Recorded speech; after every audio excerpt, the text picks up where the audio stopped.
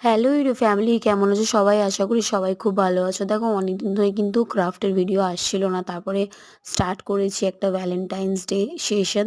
তো তারই ছোট ছোট ভিডিওগুলো তোমরা দেখছো। তার এই করতে করতে কিন্তু এত ব্যস্ততার মধ্যে ক্রাফটের জিনিসগুলো এদিক ওদিক ছড়িয়ে পড়েছিল। তো সেগুলো কি একটা পার্মানেন্ট সলিউশন করার জন্য কিন্তু এই প্রেশার কুকারের বক্সটা নিয়ে বসেছিলাম।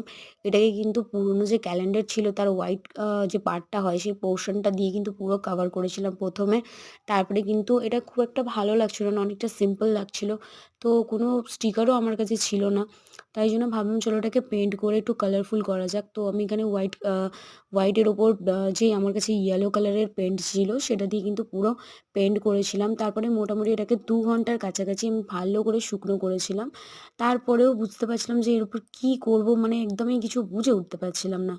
তারপরে ভাবলাম চলো এটাকে পেনটাকেই কাজে লাগানো যাক। তো আমার কাছে রেড কালারের যে অ্যাক্রিলিক কালার ছিল সেটাকেই কিন্তু দিয়ে ছোট ছোট স্মল হার্ট পুরো বক্সটাতে কভার করেছিলাম, যেটা দেখে অনেকটা খুবই কিউট লাগছিল।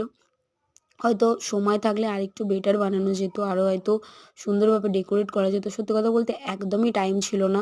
তো এইভাবেই কিন্তু এটাকে ডেকোরেট করেছিলাম।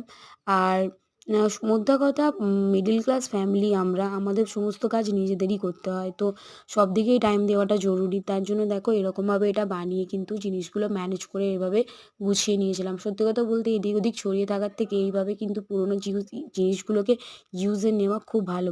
চলো দেখা হচ্ছে নেক্সট ভিডিওতে। By, tata. আর এরকম ভিডিও পেতে কিন্তু প্লিজ আমার চ্যানেলটাকে সাবস্ক্রাইব করো। টাটা, দেখা হচ্ছে নেক্সট ভিডিওতে।